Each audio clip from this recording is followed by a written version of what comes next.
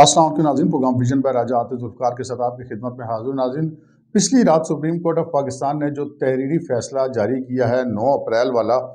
اس فیصلے کے نتیجے میں عمران خان اور پاکستان تحریک انصاف کی سیاست کو تو بہت زیادہ نقصان پہنچا ہی تھا، لیکن اس فیصلے کے رد عمل میں جو فواد چوہدری صاحب نے پریس کانفرنس کی ہے، اس نے تو اپنی پارٹی پر ایک خود کش حملہ کر کے کہتے ہیں بیڑا ہی گرک کر دیا ہے۔ یہ سارا کیا معاملہ ہے، اس پہ بات کریں گے، اور پھر اس پہ بھی بات کریں گے کہ یہ جو آرٹیکل 6 لگنے والا معاملہ ہے اور جو سپریم کورٹ نے اپنے فیصلے میں جو چیزیں کہی ہیں، کس کس کے خلاف آرٹیکل 6 لگنے جا رہا ہے اور یہ فیصلہ کب ہوگا، یہ آپ کو بتائیں گے۔ اور پھر یہ آپ کو بتائیں گے کہ جناب پاکستان کی سیاست میں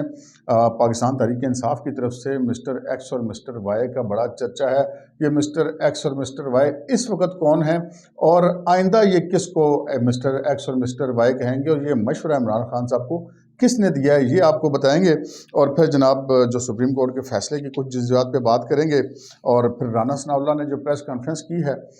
وہ بھی حکومت کے عزائم کو ظاہر کر رہی ہے، اس میں بہت زیادہ سخت اور دو ٹوک باتیں کی گئی ہیں۔ اور پھر جناب مریم نواز شریف صاحبہ نے آج کلر سیدہ میں خطاب کیا ہے حلقہ PP7 میں جو ضمنی انتخاب ہو رہا ہے اس حوالے سے۔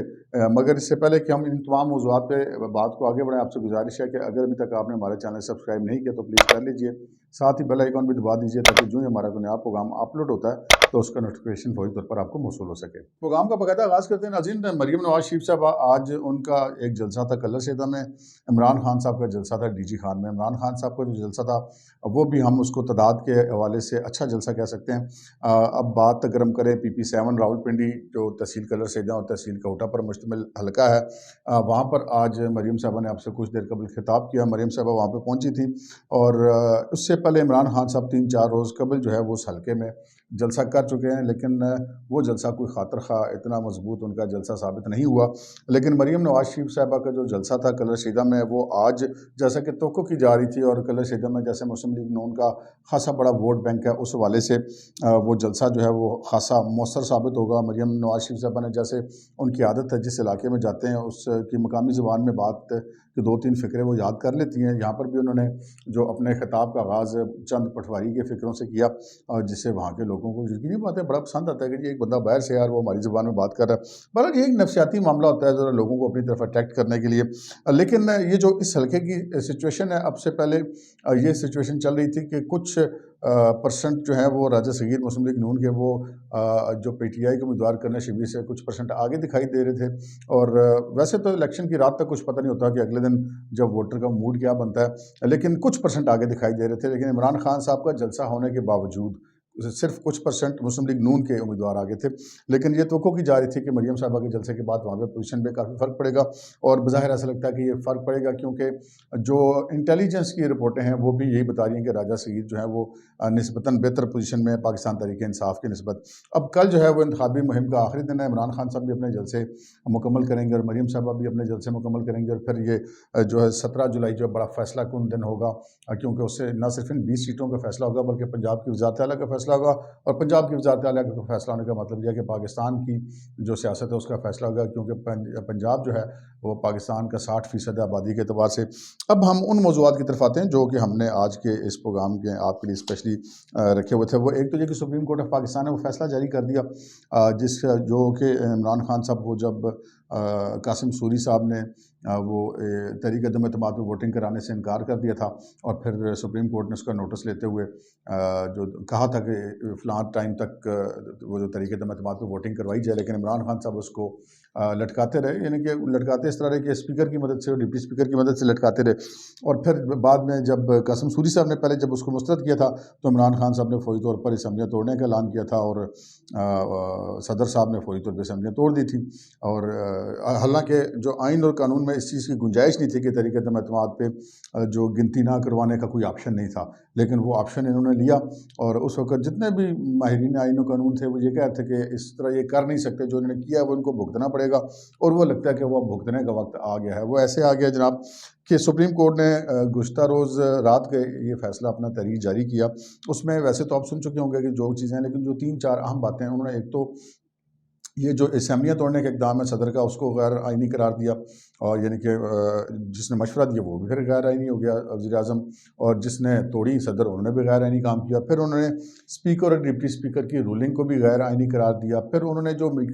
میں نے عرض کی کہ امریکہ کی سازش کا بیانیہ عمران خان صاحب نے بنایا ہوا تھا، اور جو پاکستان کی اسٹیبلشمنٹ اور specially D G I S P R 2 مرتبہ اس پہ واضح طور پہ بیان دے چکے تھے کہ قومی سلامتی کمیٹی کی جو میٹنگ میں یہ چیز پائی گئی ہے کہ کوئی ایسی سازش کے ثبوت یا شواہد نہیں ملے. وہی چیز آج سپریم کورٹ نے بھی اس کے تصدیق کر دی اور اس کے اوپر مہر تصدیق ثبت کر دی ہے. اور پھر یہ ساتھ یہ بھی کہا کہ جناب جب ان کی اپنی حکومت تھی تو اس دوران انہوں نے اس کی انکوائری کیوں نہیں کروائی. اور پھر انہوں نے کہا کہ جی ہمیں کسی نے کوئی اس کا جو خط کا متن نہیں بھیجا، اور بہرحال انہوں نے کہا کہ کوئی ایسے شواہد نہیں ملے، کوئی ایسا مواد موجود نہیں ہے جس کی وجہ سے یہ جو تمام لوگ ہیں انہوں نے آئین کی خلاف ورزی کی ہے. اچھا، اب یہ معاملہ ایسا ہے جس نے عمران خان صاحب کا بیانیہ جو ہے وہ اس کو تقریباً آپ کہہ سکتے ہیں کہ دفن کر دیا. دفن اس طرح کر دیا کہ اسٹیبلشمنٹ یا مقتدرہ یا جی ایچ کیو یا D G I S P R تو پہلے ہی اس کی تردید کر چکے ہیں. D G I S P R نمائندے ہوتے ہیں پاک فوج کے، 2 دفعہ وہ تردید کر چکے ہیں کہ جی ایسی کوئی سازش نہیں ہوئی. اب پھر جو انہوں نے مختلف چیزوں پہ بات کی کہ جی وہ امریکی سفیر نے یہ کہہ دیا، یا اس سے تو ہم یہ کرنے والے تھے، یا جو پاکستان کے سفیر ہیں اس نے یہ کہہ دیا. وہ تمام چیزیں جو ہے وقت کے ساتھ درست ثابت نہیں ہوئی. اور پھر امریکہ کی جو سازش والا معاملہ تھا اس حوالے سے خود پاکستان تحریک انصاف کے جو اوورسیئر چیپٹر ہے اس کے سیکرٹری جنرل نے یا اس کے سربراہ نے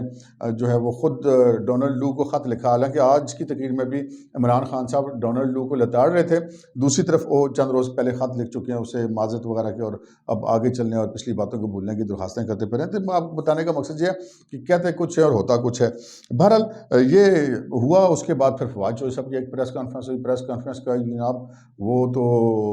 جسے کہتے ہیں کہ دھواں سا اٹھنے لگا ہے. بڑے انقلابی بن گئے جناب فواد چوہدری صاحب اچانک ہی، اور وہ انہوں نے جو باتیں کی ہیں وہ بڑی جسے کہتے ہیں کہ تشویشناک قسم کی باتیں. انہوں نے پہلے ایک جج صاحب کا اضافی نوٹ تھا، ان کے بارے میں کہا کہ انہوں نے تو کوئی آرٹیکل 6 کے حوالے سے کوئی بندہ نہیں چھوڑ رہا. اگر آرٹیکل 6 کا کیس بننے لگ گئے تو گلے کم ہو جائیں گے، رسے کم ہو جائیں گے اور گلے بہت زیادہ ہوں گے. تلخیاں نہ بڑھائیں اور سیاست سے آپ کو جواب ملے گا. اور انہوں نے کہا کہ اس چیز کو ہم پارلیمنٹ میں چیلنج کر سکتے ہیں، لیکن پارلیمنٹ تو ویسے بھی مقبوضہ ہے بقول فواد چوہدری صاحب کے. اور انہوں نے پھر یہ کہا کہ جناب یہ مطلب حیران کن ہے جناب. وہ کہتے کہ دنیا کیا سے کیا ہو جائے گی. فواد چوہدری صاحب فرماتے ہیں کہ جناب یہ جرنلز اور جو ججز ہیں یہ بند کمروں میں بیٹھ کے سیاست کے فیصلے جو کرتے ہیں اور یہ کرنے بند کریں. اور جو انہوں نے کہا کہ یہ قوم انقلاب کے لیے تیار ہے، فیصلہ آپ نے کرنا ہے کہ معاملات کو ووٹ کے ذریعے آگے بڑھانا ہے یا کہ سری لنکا کی طرح انقلاب لانا ہے اور حقائق کو مد نظر رکھا جائے. اور سائفر انہوں نے پڑھا نہیں تھا اور پھر دوسری طرف انہوں نے تحقیقات بھی نہیں کروائیں. اچھا، یہ جو معاملہ ہے فواد چوہدری صاحب کا، یہ جو اچانک ان کو انقلابی بننے کا شوق ہوا، پرابلم صرف اتنا سے ہے جی کہ یہ جو کر رہے ہوتے ہیں وہ اس کے مخالف بات کر رہے ہوتے ہیں. آپ نے دیکھا کہ یہ جتنا کچھ معاملہ ہوا جو گزشتہ 3-4 سال میں ہوتا رہا کہ کس طرح جس طرح نواز شریف صاحب حکومت سے گئے اور اس کے بعد 2018 کا الیکشن ہوا. اور پھر ہم نہیں کہتے، خود جو عمران خان صاحب اور فواد چوہدری صاحب یہ سارے لوگ مختلف مواقع پر اس کا اعتراف کر چکے ہیں کہ ان کو کس طرح سے الیکشن جتایا گیا یا ان کو حکومت میں لایا گیا. یہ چیزیں اب بالکل ایک اوپن سیکرٹ ہو چکی ہیں. اس کے بعد اب سارا پرابلم صرف یہ ہے کہ جی ان کو جو پاک فوج نے ایک بڑا اچھا فیصلہ کیا، جو نواز شریف صاحب کا بھی مطالبہ تھا، بہت سارے جو جمہوری قوتیں تھیں ان کا بھی مطالبہ تھا کہ جی یہ سیاست کے بیچ میں یا اس طرح کا کام جو ہے وہ اسٹیبلشمنٹ کی طرف سے نہ ہو. اور بالآخر پاکستان کی اسٹیبلشمنٹ نے، پاک فوج نے یہ فیصلہ کیا جنرل باجوہ کی قیادت میں کہ جی ہم سیاست نہیں کریں گے. D G I S P R نے اس کا اظہار ایک سے زیادہ مرتبہ کیا بھی. اور ہمیں یہ نظر بھی آیا کہ جو کسی طرح کے اسٹیبلشمنٹ کے فٹ سٹیپس ہمیں پاکستان کی سیاست میں نہیں ملے. یہ طریقہ عدم اعتماد آئی جو کچھ بھی ہوا، اور جب بھی وہ جو عمران خان صاحب کے پہلے تعدیل سے اور ابھی وہ موجودہ حکومت میں شامل ہیں، انہوں نے جب اسٹیبلشمنٹ کی طرف دیکھا تو ان کو آگے سے یہی جواب ملا کہ بھائی جان ہماری طرف سے دروازے بند ہیں، آپ اپنے فیصلے خود کریں. تو یہ ایک بڑی اچھی بات تھی. لیکن یہ بات تو عمران خان صاحب کو اور فواد چوہدری صاحب کو اور پاکستان تحریک انصاف کو تو راس آتی نہیں ہے. تو بیسیکلی ان کو دکھ یہ لگا ہوا ہے، بن وہ انقلابی رہے ہیں. انقلابی وہ اتنے سارے ہیں کہ جو میں نے ابھی آپ کے ساتھ پروگرام کے شروع میں خبر عرض کی تھی کہ یہ میں آپ کو بتاؤں گا کہ کیا کیا ہوتا رہا. یہ جو کہتے ہیں آج کل ٹرم استعمال کریں مسٹر ایکس اور وائی، یہ بھی میں آگے چل کے بتاتا ہوں یہ کون ہے. لیکن یہ جو مسٹر ایکس کے پاس جو ہے یہ پتہ چلا کہ مبینہ طور پہ یہ جو ایک خاتون سابق وزیر اور ایک جو وفاقی وزیر، یہ چند روز پہلے باقاعدہ طور پہ عمران خان صاحب کا پیغام لے کے مسٹر ایکس کے پاس گئے اور مسٹر ایکس کو سے یہ درخواست کی کہ یہ پنجاب میں الیکشن ہو رہا ہے، یہ جتانے میں ہماری مدد کیجیے۔ تو انہوں نے کہا بھائی صاحب تھوڑی تو بھی ٹھیک ہے، ہمارا بھائی سیاست سے کوئی لینا دینا نہیں ہے۔ وہ دن گئے جب وہ خلیل خان فاختہ اڑایا کرتے تھے، تو وہ بڑی مایوسی ہوئی۔ اس کے بعد پھر جو ہے وہ انہوں نے مبینہ طور پہ جلسوں میں مسٹر ایکس اور مسٹر وائی پکارنا شروع کر دیا۔ تو یہ اب بھی پکارنا شروع کر دیا، اور پکارنا کس طرح شروع کر دیا یہ آپ کو بتا دیں کہ یہ مسٹر ایکس اور مسٹر وائی کیا کس کو رہے ہیں۔ اب جب مسٹر ایکس نے ان کو کر دیا انکار، تو انہوں نے جناب یہ نام لے کر تو یہ تنقید شروع کر دی۔ اور یہ مسٹر ایکس یہ کہتے ہیں جو پاکستان کی ایک پریمیم انٹیلیجنس ایجنسی ہے، اس کے جو سیکٹر کمانڈر ہے پنجاب کے، جو پنجاب کے انچارج ہیں، ان کو یہ مسٹر ایکس کہہ رہے ہیں، اور مسٹر وائی ان کے کسی نمبر 2 کو کہہ رہے ہیں۔ تو یہ معاملہ چل رہا تھا۔ اچھا ہم نے کہا کہ یار یہ پتہ تو چلے نا، خان صاحب ایڈے ذہین آدمی، ان کے ذہن میں مسٹر ایکس مسٹر وائی بڑی تشبیہات سے کام لے رہے ہیں، دلیر دلور تو وہ کوئی نہیں ہے، ورنہ وہ نام لے لیتے۔ تو بہرحال ہم نے پتہ کرنے کی کوشش کی، تو پتہ یہ چلا کہ جناب یہ عمران خان صاحب نے ایک آخری انٹرویو دیا تھا ایک ٹی وی چینل کے میں، جو ایک نیم صحافی ہم کہہ سکتے ہیں، کیونکہ وہ انفوٹینمنٹ کا پروگرام کرتے ہیں، جو کبھی ان کا خبر سے یا صحافت سے یا رپورٹنگ سے ان کا تعلق نہیں رہا۔ شوق سب کو صحافی کہلوانے کا ہوتا ہے، لیکن ہوتے بڑا کم ہی ہیں۔ تو ان کو جو انہوں نے ایک انتہائی دوستانہ قسم کا انٹرویو دیا تھا، جس میں وہ جو کہتے ہیں نا باؤلنگ کرواتا ہے جو فاسٹ بالر، تو آگے اگر بیٹسمین لاڈلا کھڑا تو وہ کہتے ہیں نہیں ذرا سلو بالنگ کراؤ، تو وہ پھر جان بوجھ کے سلو بال کرواتے تاکہ آگے سے چھکے پڑیں۔ تو اس طرح کے سوالات جو ہیں وہ انہوں نے کیے تھے۔ تو وہاں پر اس کے بعد ان کی ایک خاتون اسسٹنٹ بھی ہیں ان اینکر صاحب کی، اور وہاں پر سنا ہے کہ جناب انہوں نے یہ طے کیا، عمران خان صاحب کو ان خاتون نے یہ مشورہ دیا مبینہ طور پہ